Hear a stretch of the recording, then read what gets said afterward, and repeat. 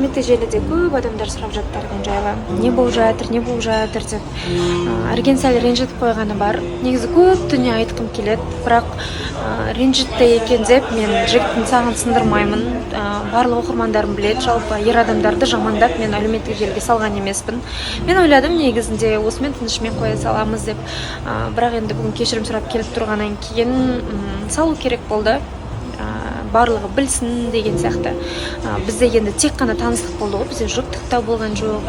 Сол себепті де тек таныстық болды, таныстық барысында бір-бірімізді білдік, таныдық. Арген де жақсы жігіт өте. Болмағаннан кейін хайырлысы дедік, әр адам просто танысып көреді ғой. Солай қабылдадық енді. Қыздың назы бар дейді ғой, мен бір ренжеймін, екі ренжеймін, потом уже жаймендеп қоя берем. Қыздар түсінетін шығарсыңдар. Өтініш жүрегім қатты тиеді, прям уже қанша танысынан көріп жатырмын. Мен даже стористерге де салған болатым сол уақытта. Құдайым-ау, мен тұрмысқа шыққан жоқпын. Орамалды маған қонақ ретінде тақты, ол қасында құрбым да болды, ол құрбыма да тақты. Ол жақта өзінің салттары бар екен. Сөйтіп келген қонақтарға қолдарында сыйлық болмаса жаулық жауып, жаңағы күтіп алады екен. Енді анасы мені көріп тұрғаннан кейін келіп сүйіп жаулықты жапқан болатын. Бұл жерде ешқандай мен тұрмысқа шыққан жоқпын, ешқандай да әңгіме болған жоқ, ондай тек қана бізде таныстық. Сол бір момент болып қалды, менде ондай болады деген ой болған жоқ.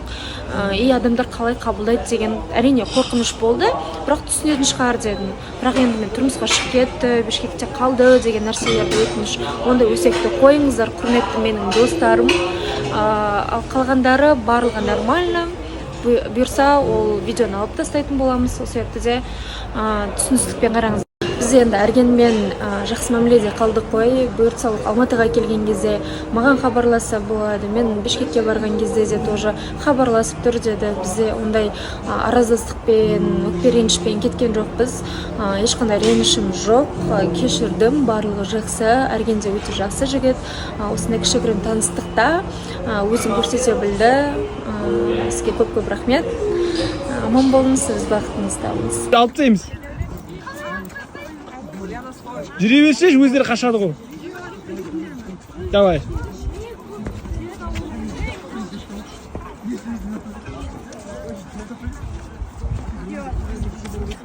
Все. Тойға келгенбіз. Сөйтіп мына жерден қайтып бара жатырмық. Неге десеңіздер, жат жолда. Ұрсық қалды. Сол жерде бір сағат керісіп тұрдық. Сендікі дұрыс болмай шықты. Төбесіне бармай жоқ, сен маған әдемі фото-видео түсірген үшін ғана кешірім сұрадың. А так менікі біз.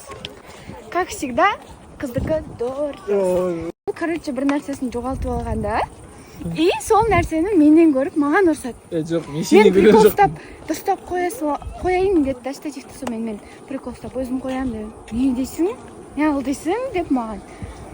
Өз сөйлейсің. Күйеу балдарыңыз абьюзер. Көрдіңіздер ма? Абьюзер тиран бұл негізі андай түріне алдамаңыздар, түрі оттай береді пирожный. Түрін біраз атты оттай.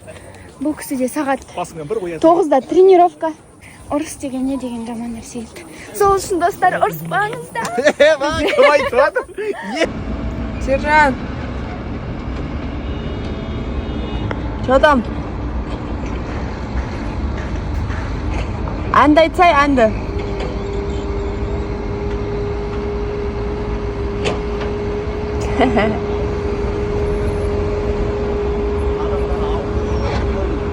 Ауру деп ойлап қаласың. Төрт-ақ рет істедің ғой, шаршағаныз? Может, мына жерден кетерсіз ашаға. Маған мешать етпей.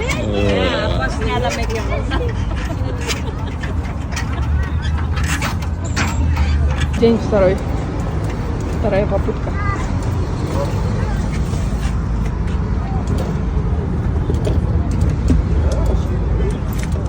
Новый ойыншықтар алып келді, сол новыйлармен ойнау керек. Бетінде тұратын еді.